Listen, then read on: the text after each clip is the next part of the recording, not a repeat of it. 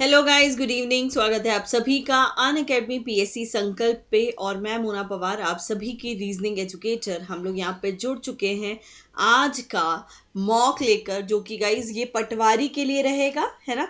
तो सभी फटाफट से सेशन को ज्वाइन कर लीजिए और एक बार लिंक को कॉपी करके शेयर भी कर दो सभी अपने सोशल मीडिया प्लेटफॉर्म्स पे, ताकि और भी स्टूडेंट हमारे साथ कनेक्ट हो सके। यस, तो चलिए पेन पेपर लेके रेडी रहना है सभी को, क्योंकि अब हम लोग कर रहे हैं मॉक, है ना। तो मॉक में क्वेश्चंस आप लोग पहले ट्राई करेंगे एंड देन हम यहाँ पर डिस्कस करेंगे। तो सभी पेन पेपर लेके स्टार्ट रहेंगे, क्लास सेशन को स्टार्ट किया जाए, है ना। उससे पहले मैं आप लोगों को बता दूं कि यहाँ पर जो एप्लीकेशन पे क्लासेस हो रही है वो होती है आपकी 8 बजे, ठीक है। और शाम को 6 बजे हम लोग पीएससी संकल्प इसी चैनल पे मिलते हैं, जिसमें अभी हम लोग मॉक लगाएंगे, ठीक है। तो ये रहता है शेड्यूल। और अगर आप में से कई स्टूडेंट ऐसे हैं जो आप चाहते हैं कि भाई प्लस सब्सक्रिप्शन लें ताकि आपकी क्लास रेगुलर रहे, या आप एक प्रॉपर बैच में या फिर एक पूरा फुल सिलेबस के साथ सारी चीज़ें सिस्टमैटिकली पढ़ना, तो भाई आप ये भी कर सकते हैं। इसके लिए आपको प्लस सब्सक्रिप्शन लेना होगा अनअकैडमी का, है ना। उसमें आपको मेरा कोड का इस्तेमाल करना होगा मोना1, राइट। जैसे ही आप मोना1 कोड का इस्तेमाल करोगे you will get 10% discount in the fees, right. और क्या बेनिफिट्स हैं सब्सक्रिप्शन के, तो गाइज ये सारे बेनिफिट्स रहेंगे कि आप यहाँ पर एक सब्सक्रिप्शन लेने के बाद अनलिमिटेड एक्सेस कर सकते हो। मतलब आप किसी भी टीचर्स का जो सब्जेक्ट है, टॉपिक है, आप पढ़ सकते हैं। आप अपने डाउट को क्लियर कर सकते हैं, वीडियोस को ऑनलाइन ऑफलाइन कैसे भी मोड में आप देख सकते हैं, राइट। तो ये सारे बेनिफिट्स हैं आपके सब्सक्रिप्शन के। तो अगर आप लेना चाहते हैं बिल्कुल ले सकते हैं, लेकिन उस समय पे आपको रेफरल कोड की जगह पे क्या यूज़ करना है, मोना1, राइट। चलिए, तो मैं आपको बता दूं कि अगर हम एमपीपीएससी की बात करते हैं, एमपीपीएससी में आइकॉनिक और प्लस लाइट 3 तरह के यहाँ सब्सक्रिप्शन हैं। अगर आप 12 महीने की बात करते हो, क्योंकि 12 महीने जनरली ऐसा एक अच्छा टाइम हो जाता है जिसमें आपको अपनी प्रिपरेशन को और बेहतर करने का टाइम भी मिल जाता है, राइट। तो 12 महीने की फीस की बात करते हो तो 18,249 रुपये हैं। जैसे ही आप मोना1 कोड का इस्तेमाल करेंगे आपको डिस्काउंट मिल जाएगा, ठीक है। तो मोना1 कोड का इस्तेमाल करना ना भूलें। और अगर आप में से कई स्टूडेंट ऐसे हैं जो मुझे यूट्यूब पे पहली बार देख रहे हैं, जिन्होंने अभी तक एप्लीकेशन की क्लासेस अटेंड नहीं की हैं, तो भाई उनको मैं बता दूं कि हमारी रेगुलर क्लास अनअकैडमी के एप्लीकेशन पे भी हो रही है ना। तो वहाँ पर क्लास करने के लिए पहले अगर आपके पास लर्नर ऐप नहीं है तो फटाफट से एक बार इंस्टॉल कर लीजिए और अपना मोबाइल नंबर या फिर मेल आईडी से रजिस्टर कर लीजिए।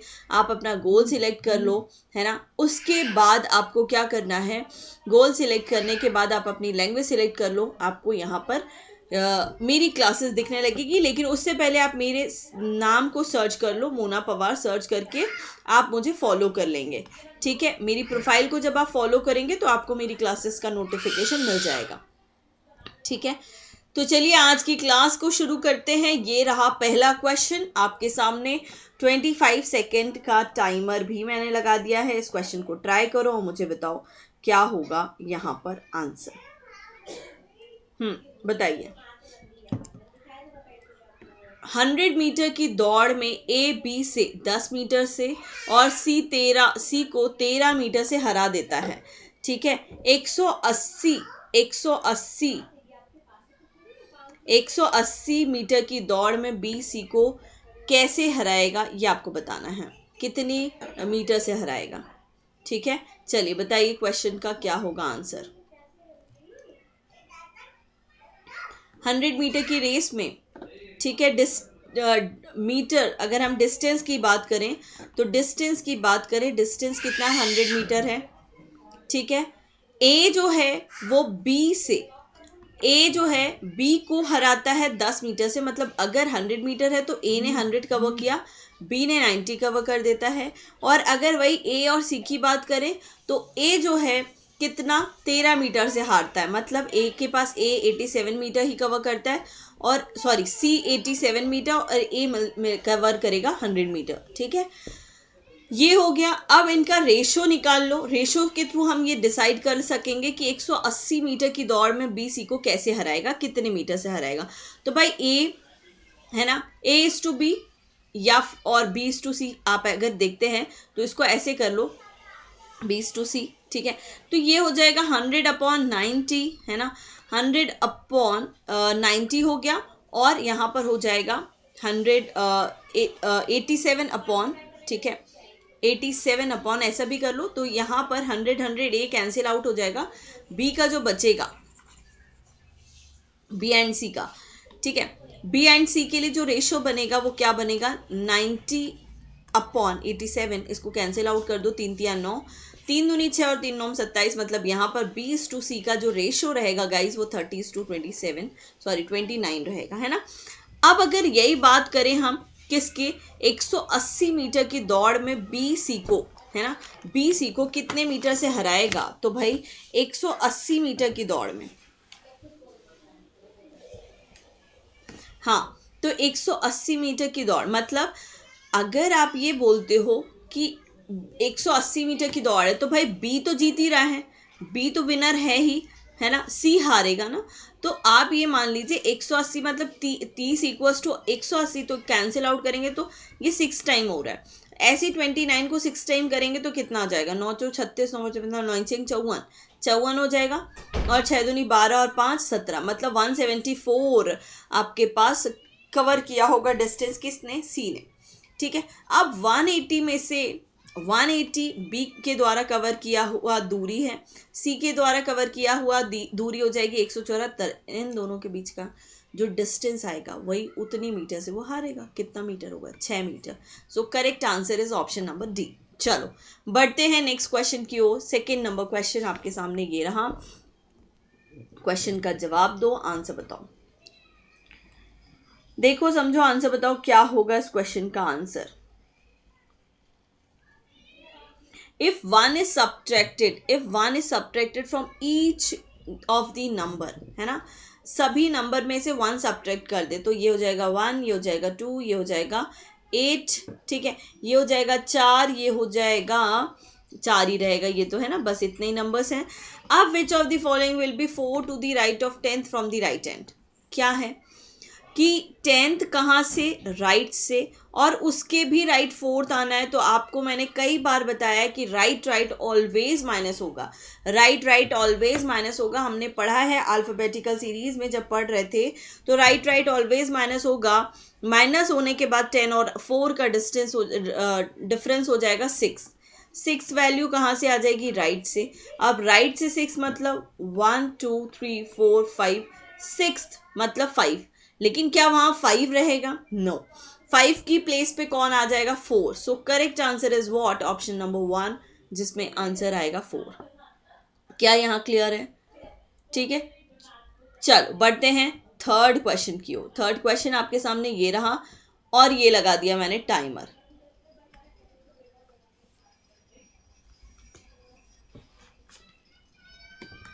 आंसर दीजिएगा, क्वेश्चन देखिए, पढ़िए, समझिए, आंसर बताइए क्या होगा।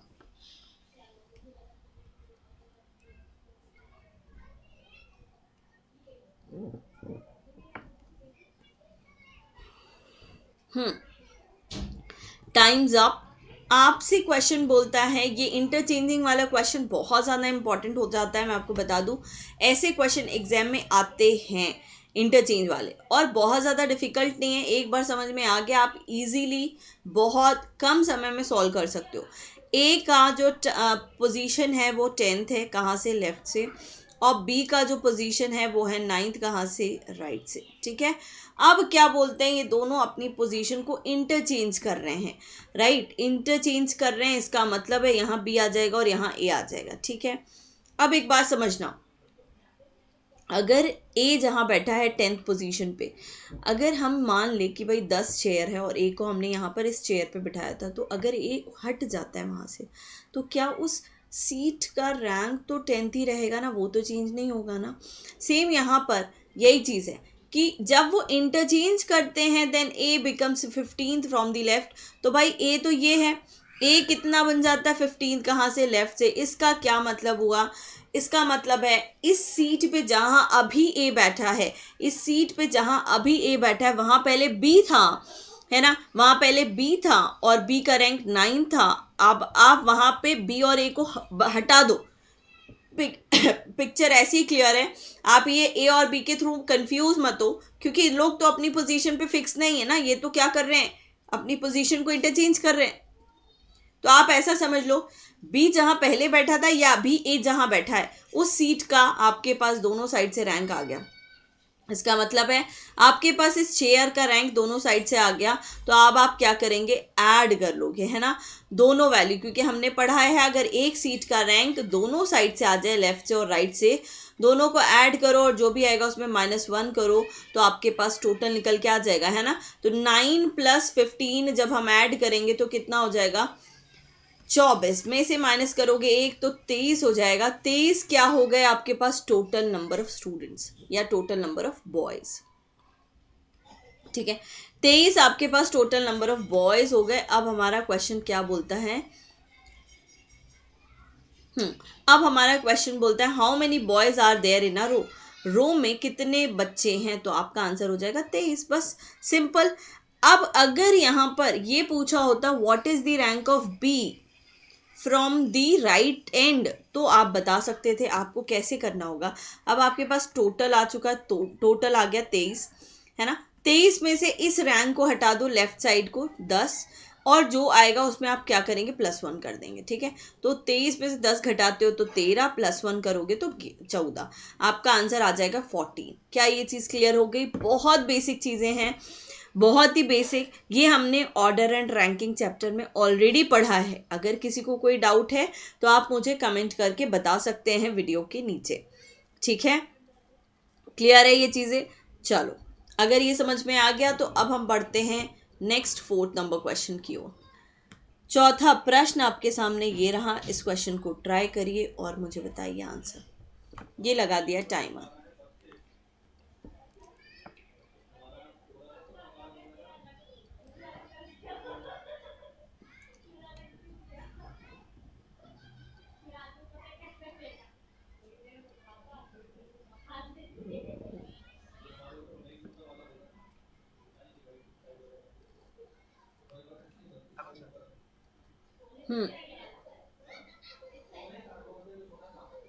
चलो, 125, ठीक है, 80, 45 और 20, राइट। और आपको बताना है कि नेक्स्ट क्या होगा, राइट। तो क्या करोगे आप, यहाँ अगर सिंपल डिफरेंस देखते हो तो 45 का डिफरेंस है -45, यहाँ डिफरेंस देखोगे तो -35 का डिफरेंस है, यहाँ पर कितना डिफरेंस है, आई थिंक 25 का, yes.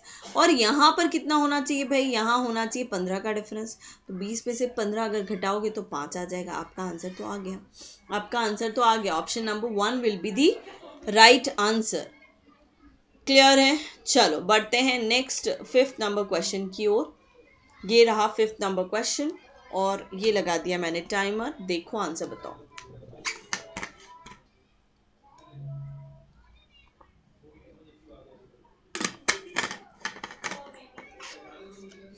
4 of the following 5 are alike in a certain way and so form a group. Which one does not belong to that group? बताओ। कहता है कि भाई 4 ऑप्शंस में से आपके 3 जो है वो समान है, एक डिफरेंट है। आपको बताना है which one is different. Tooth, chin, nose, ear. बहुत ही यहाँ पर बेहतरीन लॉजिक है और इस क्वेश्चन का आंसर आप लोग मुझे बताइए, क्या लॉजिक है इस क्वेश्चन का। Tooth, chin, nose, ear, what will be the correct answer?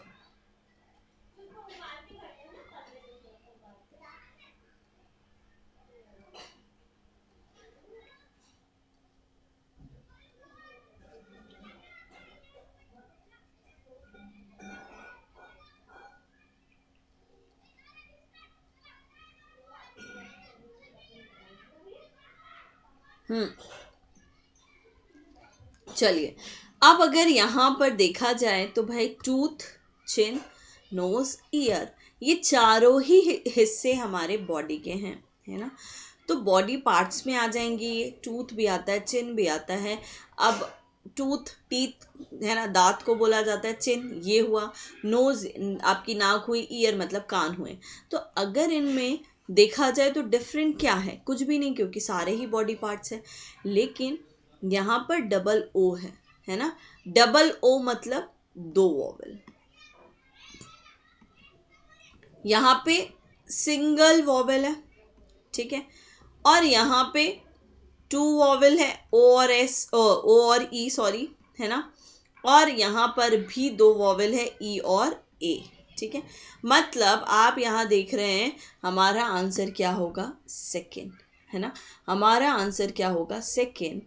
क्यों? क्योंकि इसमें सिंगल वॉवल है ना, इसमें सिंगल वॉवल है, बाकी सब में दो दो वॉवल प्रेजेंट है, ठीक है। क्लियर है? चलो बढ़ते हैं आज के 6 नंबर क्वेश्चन की ओर, जो कि आपके सामने आ चुका है रक्त संबंध का क्वेश्चन। ये लगा दिया है मैंने टाइमर 25 सेकेंड्स का। ट्राई करो और मुझे बताओ answer. Pointing to a person a man said, ठीक है। एक पर्सन की ओर इशारा करते हुए, है ना, एक मैन की ओर इशारा करते हुए कौन बोलता? Man said to a woman. मतलब एक पर्सन की ओर इशारा करते हुए मैन बताता है, किसको रिलेशन बता रहा है? वुमेन को, ठीक है, वुमेन को। His mother is the only daughter of your father. इनकी माँ, हिज मदर, है ना, his mother is the only daughter of your father. इनकी माँ, हिज मदर, इकलौती बेटी है किसके? तुम्हारे पापा की। अब तुम्हारे पापा की इकलौती बेटी, तुम्हारे पापा की इकलौती बेटी मतलब खुद, है ना। तो हिज मदर मतलब इनकी मदर, सॉरी, क्या बोला जा रहा है यहाँ पे?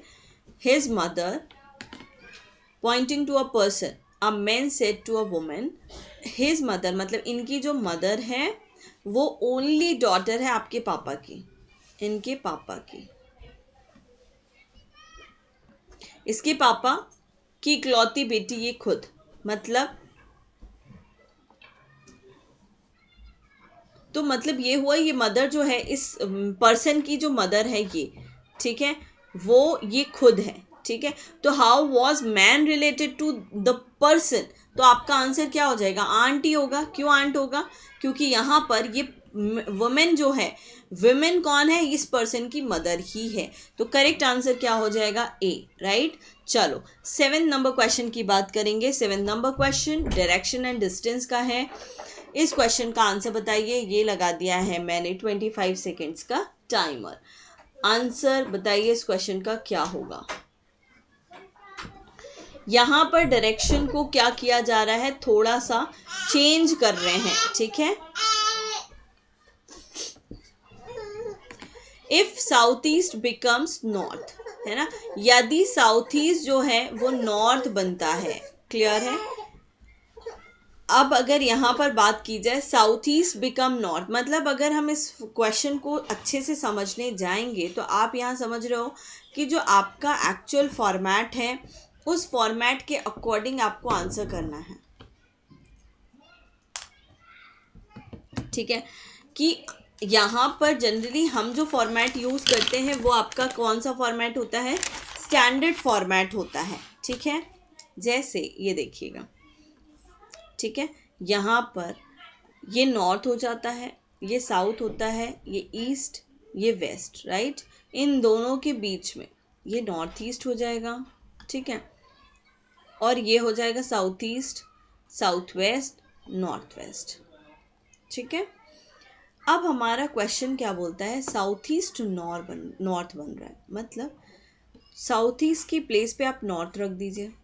साउथ ईस्ट ये है गाइस, ये नॉर्थ है। अगर ये नॉर्थ है तो डेफिनेटली ये साउथ हो जाएगा, और डेफिनेटली फिर यहाँ ईस्ट होगा और यहाँ वेस्ट होगा। फिर आप इसको साउथ वेस्ट कह दो, इसको नॉर्थ वेस्ट कह दो, इसे नॉर्थ ईस्ट कह दीजिए, यहाँ हो जाएगा साउथ ईस्ट, ठीक है। अब क्या बोलते हैं? North east becomes west. North east क्या बन जा रहा है? वेस्ट बन रहा है। एंड सो ऑन, है ना। What will E west become? तो वेस्ट की जगह पे आप देख रहे हो ये वेस्ट ये है, तो वेस्ट की प्लेस पे क्या आ रहा है? वेस्ट की प्लेस पे आ रहा है साउथ ईस्ट। तो करेक्ट आंसर आपका हो जाएगा south east, option number C हो जाएगा सही जवाब। क्या ये चीज़ क्लियर हो गई सभी को? यस और नो? क्या यहाँ तक समझ में आया? ठीक है। जब भी इस तरह का क्वेश्चन आए, आप पहले अपने स्टैंडर्ड फॉर्मेट के अकॉर्डिंग जाएंगे। आप अपना स्टैंडर्ड फॉर्मेट देख लो, है ना, या और उसके बाद आप क्वेश्चन के अकॉर्डिंग वाले फॉर्मेट पे जाते हो, तो क्वेश्चन के अकॉर्डिंग जो फॉर्मेट होगा उसमें जो चेंजेस हैं उस अकॉर्डिंग आप आंसर मैच कर सकते हैं। ऐसा भी कर सकते हैं। दूसरा तरीका ये भी है कि आप अपने स्टैंडर्ड फॉर्मेट को ही रोटेट कर दो। साउथ ईस्ट नॉर्थ बन जाता है, मतलब साउथ ईस्ट नॉर्थ बन रहा है, मतलब नॉर्थ यहाँ पर आ रहा है। ठीक है, तो अगर हम इसे रोटेट कर रहे हैं तो आप देख रहे हो इसे आप कैसे रोटेट कर रहे हो, 135 डिग्री। कैसे रोटेट कर रहे हो, 135 डिग्री। अब 135 रोटेट कर रहे हो तो भाई जब वेस्ट की बात की जाए, वेस्ट कहाँ पहुँचेगा, यहाँ पर। ठीक है, यहाँ साउथ ईस्ट की जगह पे क्या आएगा, वेस्ट आ जाएगा, सिंपल। तो हमसे यही पूछा है वेस्ट की प्लेस पे क्या आएगा, वेस्ट क्या बनेगा, तो south east. All right guys, चलो बढ़ते हैं 8 नंबर क्वेश्चन की ओर। 8 नंबर क्वेश्चन आपके सामने ये रहा, क्वेश्चन का आंसर दीजिएगा। ये लगा दिया मैंने टाइमर।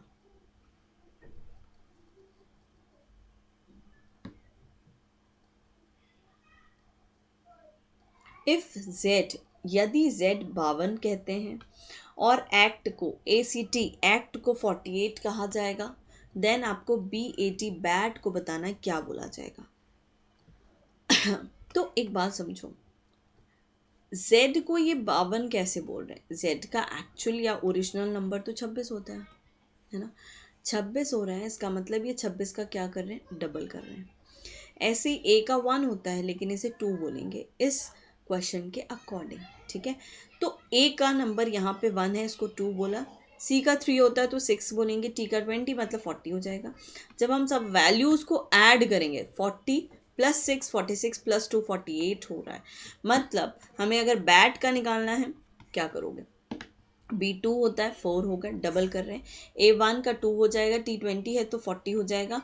तो यहाँ पर अगर हम सारी वैल्यूज़ को ऐड करेंगे तो 40 और 4 44 और 2 46, 46 will be the correct answer, option number D. ठीक है, ऑप्शन नंबर डी हो जाएगा सही जवाब। क्लियर है?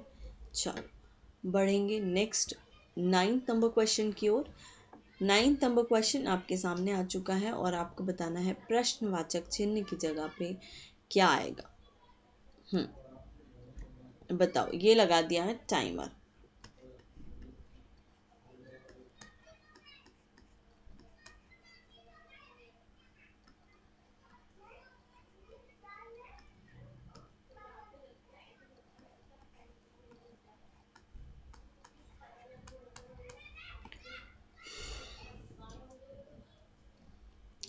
चलो, ए का नंबर 1, जेड का 26, वाई 25, B2, है ना, C3। अब आना चाहिए सी का ऑपोजिट, आप ऐसा कह लो, है ना।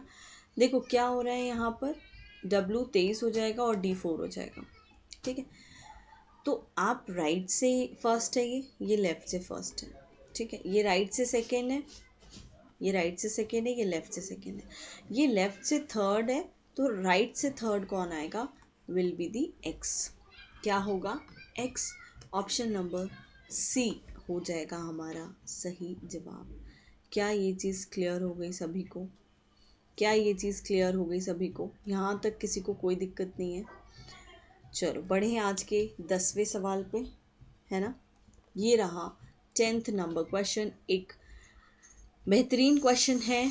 ये बोला जाता है 2 डाइज आर टॉस्ड, है ना, the probability that the total score is a prime number. आपको बताना है प्राइम नंबर आने की क्या संभावना है, और ये लगा दिया मैंने 25 सेकेंड का टाइमर। बताओ।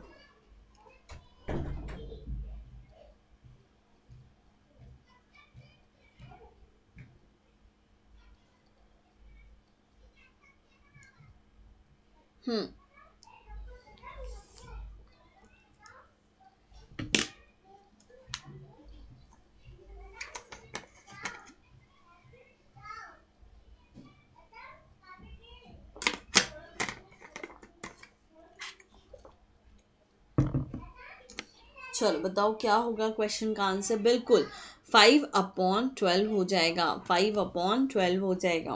क्यों? प्राइम नंबर क्या क्या है? 2 है, 3 है ना, और क्या है? 5 है। ठीक है, 3 प्राइम नंबर हैं आपके। कौन कौन से? क्या? 2, 3, 5। तो 5/12 will be the right answer. ठीक है, चलो नेक्स्ट क्वेश्चन, 11 नंबर क्वेश्चन आपके सामने। कैलेंडर का क्वेश्चन आ गया है, ट्राई करो आंसर बताओ क्या होगा इस क्वेश्चन का।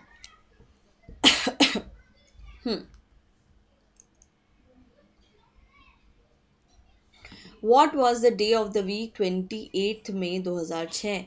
आपको यहाँ पर देख रहे हो आप, कुछ भी नहीं दिया है, कोई बेस नहीं है, डायरेक्टली आपको एक दिनांक दी है, डेट दी है और आपको आंसर निकालना है। तो कैसे निकालोगे आप इस क्वेश्चन का आंसर? हाँ बताओ। देखो, अगर आप इस क्वेश्चन का आंसर निकालोगे तो आपको पहले सेंचुरी पे बात करनी होगी, और यहाँ पर 2006 की बात हो रही है, मतलब 2000 सेंचुरी की बात हो रही है, और इन 2000 सेंचुरी 0 ऑड डेज रहेंगे, है ना। तो अब यहाँ तक तो बात आ गई कि भाई यहाँ 0 ऑड डेज हैं। अब हम बात करना है कौन सी? 1 जैन 2001 से लेकर 1 जैन 2006 तक, पूरे 6 सालों में कितने विषम दिन होंगे, ये बताना है आपको। हाँ बताइए। अब अगर यहाँ पर 1 से 2 की बात करें, 1, 2, 3, 4, है ना, इसमें कितने विषम दिन हैं, कितने ऑड डेज हैं? कितने ऑड डेज हो जाएंगे भाई बताओ। इस क्वेश्चन में अगर मैं आपसे पूछूं कितने ऑड डेज हो जाएंगे, क्योंकि आप यहाँ पर आपको निकालना है 2006 तक। ठीक है, 2006 तक।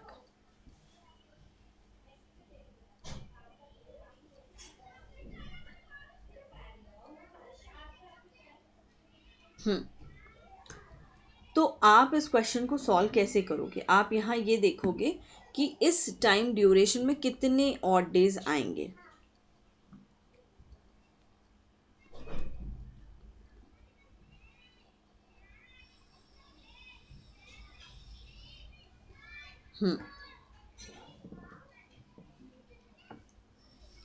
तो जब आप यहाँ ये देखते हो, तो आपके पास टोटल कितने साल हैं? 6।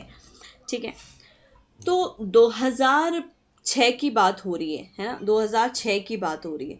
तो अगर हम ईयर्स की बात करते हैं तो 5 सालों में कुल मिला के 5 साल है आपके, क्योंकि देखो 2006 की तो बात होनी नहीं है। ठीक है, 1 से लेके 2005 की बात कर लो। यहाँ हम सिर्फ 5 सालों की बात कर रहे हो, 5 ईयर्स में। तो 5 ईयर्स में कितने होते हैं? 4 साल में 5 होते हैं, 5 साल में 6 हो जाएंगे, क्योंकि 4 सालों में एक लीप ईयर होता है। 5 सालों में कितना होगा? तब भी एक ही होगा। कौन सा? 2004 वाला। बस इसके अलावा तो सारे कौन से ईयर हैं? नॉर्मल ईयर है, ऑर्डिनरी ईयर। तो ये आपके 6 ऑड डेज हो गए। कब तक की बात हो गई? ये बात हो गई आपकी इन 5 सालों की। ठीक है, कब तक की? 1 जनवरी 2006। अभी 2006 काउंट नहीं हुआ है। आपने 1 जनवरी 2001, 1 जनवरी 2002, फिर 3, फिर 4, फिर 5, है ना। और आप 5 को पूरा करके 6 पे पहुंचे हो, अभी 6 को काउंट ही नहीं किया। अब आप 2006 की बात करोगे कैसे? मंथली, जैन, फेब, मार्च, अप्रैल और मई। ठीक है, इस प्रकार से बात करेंगे। जैन में 3 ऑड डे रहेंगे। फेब, चूंकि फेब 2006 की 28 दिन की होती है तो 0 ऑड डेज रहेंगे, है ना। और यहाँ पर मार्च में 3 ऑड डेज होंगे, चूंकि 31 दिन होंगे। अप्रैल में 2 होंगे, मई में रहेंगे 28। अब 28 की बात की जाएगी, 728 से तो पूरा कैंसिल आउट हो जाएगा। 3, 3, 6, 7, 8, है ना। तो यहाँ पर 3, 3, 6, 7, 8, 8 में से भी एक दिन ऑड एक्स्ट्रा रहेगा, क्योंकि 7 तो कैंसिल आउट हो जाएंगे। कुल मिला के 7 ऑड डेज आए। 7 कह लो या फिर 0 कह लो, है ना। 0 ऑड डेज हैं। अब 0 ऑड डे का मतलब क्या होता है भाई? कोई भी विषम दिन नहीं है। इसका मतलब है वो दिन कौन सा होगा? संडे होगा, है ना। Correct answer should B option number A. ठीक है, हमारा आंसर होना चाहिए संडे। क्या ये चीज़ क्लियर हो गई? कोई डाउट, कोई दिक्कत, कोई परेशानी तो नहीं है यहाँ तक? चलो बढ़ते हैं आज के 12th नंबर क्वेश्चन पे। आपको यहाँ पर ऑड निकालना है, बताओ क्या होगा। ये लगा दिया मैंने टाइमर।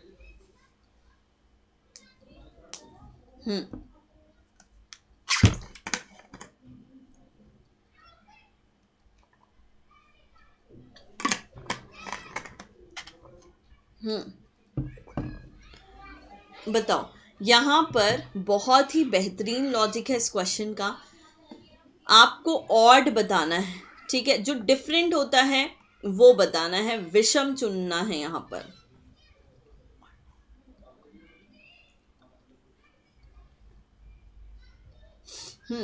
बताओ, विषम चुनना है यहाँ पर, क्या होगा, कौन सा नंबर यहाँ पर विषम है वो बता दो जरा।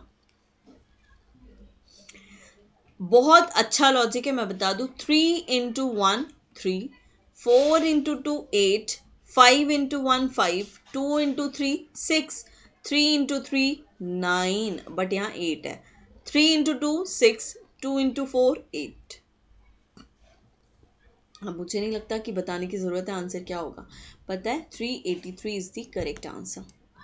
ठीक है, 383 is the correct answer. Move करते हैं आज के 13वें प्रश्न पे, जो कि आपके सामने सब्स्टिट्यूशनल कोडिंग है।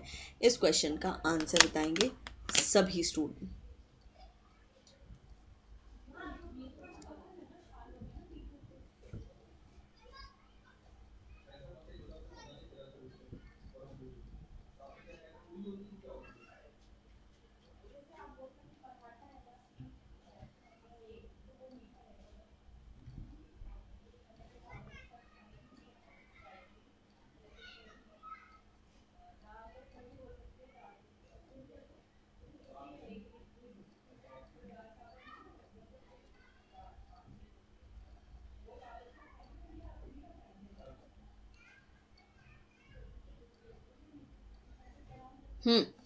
तो भाई कैसे सॉल्व करोगे, यहाँ पर क्या करना है, कॉमन निकालना है। अब आपको इसका पूछा है ना, कुछ करने की नहीं ज़रूरत नहीं है। इस देखो कहाँ पर, इस सेंटेंस में है वाटर और लाइफ को हटा दो, वाटर और लाइफ को हटा दोगे तो इज आ जाएगा। वाटर यहाँ पर कॉमन है, वाटर कॉमन है, इसका मतलब है वाटर मतलब Na कॉमन है तो हट गया वाटर, तो वाटर का कोड हट गया, वाटर का कोड था Na। अब आपको लाइफ हटाना है, लाइफ यहाँ और यहाँ कॉमन है तो क्या कॉमन है, Jo, है ना। लाइफ का कोड हो जाएगा Jo, ठीक है, Jo हो जाएगा। अब बचा क्या, इस बचा और इसका कोड हो जाएगा, इसका कोड हो जाएगा TOD। Option number C will be the right answer. Clear है, सी हो जाएगा सही जवाब। चलो बढ़ते हैं 14वें प्रश्न पे, जो कि कैलेंडर से क्वेश्चन आ रहा है आपके सामने। और सिंपल, मैंने आपको जब थ्योरी पढ़ाई थी कैलेंडर की तब आपको पूरा डिटेल में बताया था कि सेंचुरी का आखिरी दिन कौन सा नहीं हो सकता है, कौन सा हो सकता है, फर्स्ट डे कौन सा हो सकता है, नहीं हो सकता, सारी चीज़ें बताई थी आपको। यहाँ पर ये क्वेश्चन आपके सामने आ गया है कि यही मैं बताना चाह रही हूँ कि डायरेक्ट क्वेश्चन भी ऐसा आ सकता है। ज़रूरी नहीं है कि क्वेश्चन आपको ये चीज़ कब पता होना चाहिए, कैलेंडर के अंदर आपसे डायरेक्ट क्वेश्चन भी ऐसा पूछा जा सकता है। बताओ क्या होगा आंसर।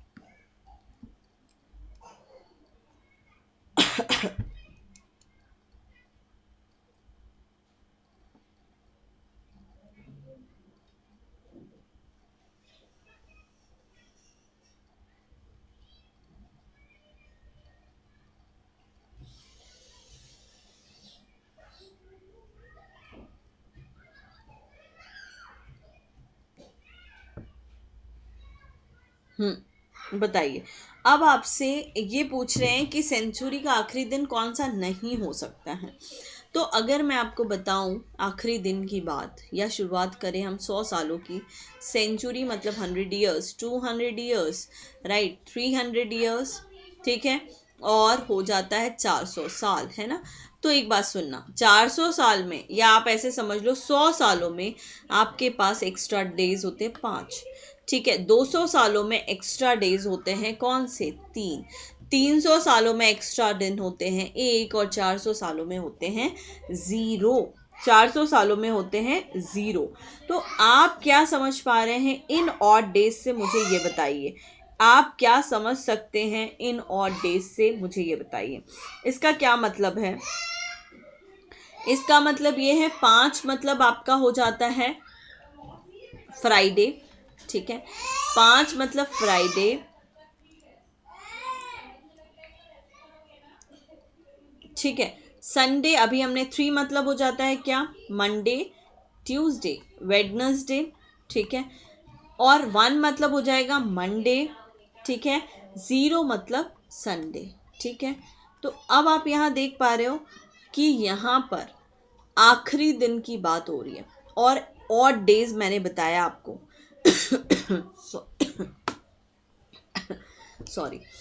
तो 100 डेज में, 100 ईयर में सॉरी 5 ऑड डेज होते हैं, 200 में 3, 300 में 1, 400 में 0। इसका मतलब है 5 मतलब फ्राइडे होता है ऑड डे, मतलब 3 मतलब वेडनेसडे, 1 मतलब मंडे और 0 मतलब संडे।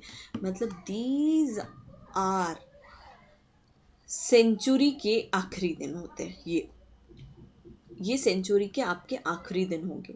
अब बताओ इसमें से कौन सा ऑप्शन है और कौन सा नहीं। मंडे है, वेडनेसडे है, ट्यूसडे नहीं है, फ्राइडे है। सो आपसे पूछा है the last day of the century के not be, answer would be, answer क्या हो जाएगा, ऑप्शन नंबर सी, ठीक है। आंसर क्या हो जाएगा, ऑप्शन नंबर सी। क्लियर है। चलो बढ़ते हैं नेक्स्ट क्वेश्चन की ओर। 15वां प्रश्न आपके सामने ये रहा। इस क्वेश्चन का आंसर बताओ।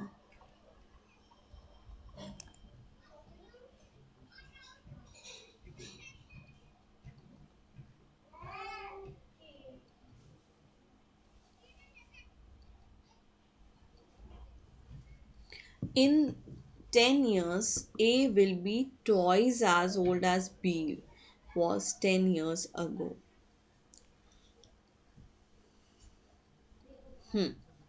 यदि A is now 9 years older than B, the present age of B आपको बताना है क्या होगा, है ना। तो कैसे करेंगे, अगर मान लिया कि इस लाइन से, इस सेंटेंस से अगर एक चीज़ समझ में आती है कि A जो है, if A is now 9 year older than, मतलब B मान लिया कि X है और A का एज क्या हो जाएगा, X प्लस 9। अब इस कंडीशन को देखो, 10 सालों में, है ना, 10 साल की बात हो रही है ना। A will be twice as old as B was 10 years ago, मतलब A कितना होगा, डबल हो जाएगा किस के एज से, 10 साल पहले की एज के अकॉर्डिंग, है ना। तो यहाँ पर A का जो एज है X प्लस 9, है ना, ये 10 साल बाद की बात कर रहे हैं ना। तो डबल कौन होगा, A will be twice as old as B was 10 years ago, है ना। तो टॉयज हो जाएगा, मतलब डबल हो जाएगा 10 साल पहले, ठीक है। तो भाई डबल ये होगा, यहाँ पर इसको अगर हम ऐड करेंगे तो x प्लस 19 हो जाएगा, ये 2 का मल्टीप्लाई x 2x माइनस 20 हो जाएगा। तो x की वैल्यू कितनी आ जाएगी आपकी, ये इधर आएगा माइनस का हो जाएगा, है ना। तो 39 हो जाएगा, 19 और 20 को ऐड कर लेंगे तो b का एज आ गया 39। और हमसे क्वेश्चन में यही पूछा है what is the present age of b, answer should be C, 39। क्या ये चीज़ क्लियर हो गई, क्या ये चीज़ समझ में आ गई सभी को, क्लियर है। चलो 16 नंबर क्वेश्चन की बात करेंगे। ये रहा 16 नंबर क्वेश्चन। इस क्वेश्चन का आंसर करेंगे। A girl introduce a boy, एक लड़की बॉय को इंट्रोड्यूस करती है, कैसे, क्या बताती है ये, as the son of the daughter of the father of her uncle, इसके जो अंकल के पापा हैं, इसके अंकल के फादर, है ना, की डॉटर का सन, ठीक है। तो बताओ क्या होगा, इसके चाचा, चाचा के पापा दादा, दादा की बेटी बुआ, बुआ का बेटा, ठीक है। तो बुआ का बेटा क्या होना चाहिए, कजिन होना चाहिए।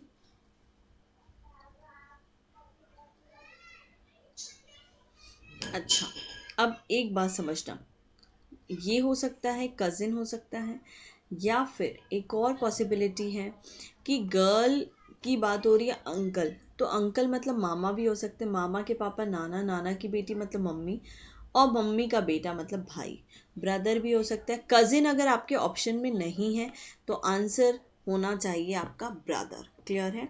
आंसर क्या होना चाहिए? ब्रदर। समझ में आया सभी को? आंसर होना चाहिए ब्रदर। राइट? समझ में आया? अंकल मतलब आपके मैटरनल भी हो सकते हैं और पैटर्नल भी। जब हमने पैटर्नल लिया तो वो कज़िन आ रहा है, और मैटरनल ले रहे हैं तो भाई आ रहा है।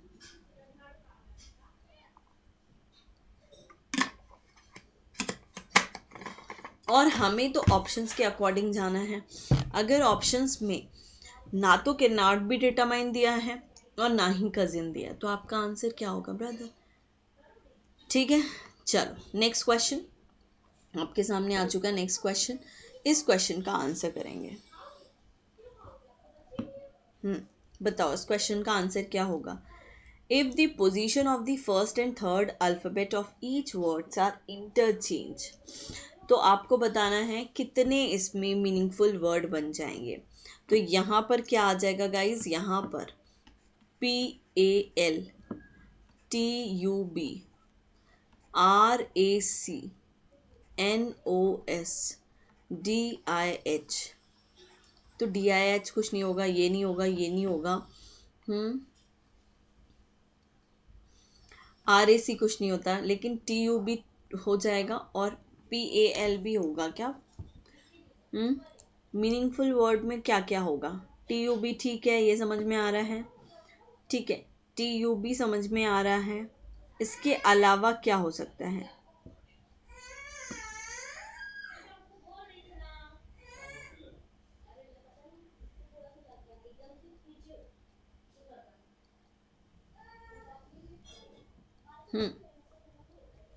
टब हो गया और एक हो जाएगा PAL। टब हो जाएगा और एक हो जाएगा PAL। PAL मतलब यहाँ पे इन दो वर्ड के लेटर को इंटरचेंज करने से दोनों ही वर्ड मीनिंगफुल बनेंगे। ठीक है, चलिए 19 नंबर क्वेश्चन। यदि सारे वॉवेल को हम ड्रॉप कर दें, ठीक है, सारे वॉवेल को ड्रॉप कर दें, then which of the following will be 12th from the left end of the above arrangement. 12th left hand से वॉवेल हट गए, 1 2 3 4 5 6 7 8 9 10 11 12। 12 मतलब D will be the right answer. D हो जाएगा आपका सही जवाब। ठीक है, चलो बढ़ेंगे 20वें प्रश्न पे, जो कि आपके सामने आ चुका है 20वां प्रश्न। और ये लगा दिया मैंने 25 सेकेंड का टाइमर। फटाफट से देखो और मुझे बताओ इस क्वेश्चन का answer. There are 6 person, ABCDEF। C is the sister of F। C sister है किसकी? F की। तो भाई यहाँ C हो जाएगी फीमेल, सिस्टर हो जाएगी। B is the brother of E is husband. D is the father of A and grand father of F।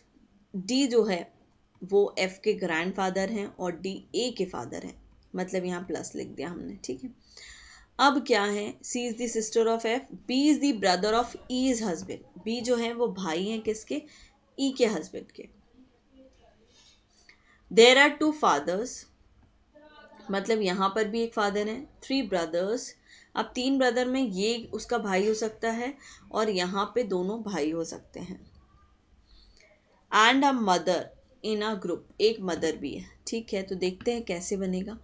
तो C is the sister of F, B is the brother of E is husband. E के husband का brother, E के husband ये हो सकते हैं और इनके ब्रदर कौन हो सकते हैं? B। ठीक है, तो दो कितने? 3 भाई तो हो गए ये 3 भाई। ठीक, और मदर हो जाएगी इसकी ये। कितने लोग हैं? 1 2 3 4 5 6 लोग हैं, 6 हो गए। इसमें से एक मदर E हो जाएगी और 2 फादर हो जाएंगे, एक A फादर हो जाएगा और एक D फादर हो जाएंगे। ठीक है, समझ में आया क्या क्या चार्ट बनाया हमने कि D एक फादर है, उनके 2 बेटे हैं, एक है B और एक है A। अब A की वाइफ है E, ठीक है, और इनके 2 बच्चे हैं F एंड C। तो F मेल है, C फीमेल है। अब हमसे बोला है who is the mother in the group, आपको बताना है मदर कौन है। तो मदर इज़ E, है ना, मदर हो जाएगी कौन? E। क्या ये चीज़ समझ में आई सारे स्टूडेंट्स को? येस और नो फटाफट से बता दीजिए। इस तरह की पजल फॉर्मेट पे ब्लड रिलेशन के क्वेश्चन आ सकते हैं और 2 क्वेश्चन हो सकते हैं उस पर बेस्ड।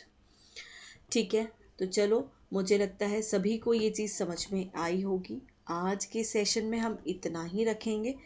अब मिलेंगे नेक्स्ट क्लास में न्यू सेशन के साथ, है ना। तो भाई तब तक आप लोग अपनी पढ़ाई करते रहो, प्रैक्टिस करते रहो, और जो स्टूडेंट अभी तक न्यू हैं अनअकैडमी संकल्प यूट्यूब चैनल को सब्सक्राइब नहीं किया है वो फटाफट से पहले सब्सक्राइब करो और रेगुलर 6 बजे वाली क्लास में रेगुलर रहिए। Thank you so much, take care, bye bye.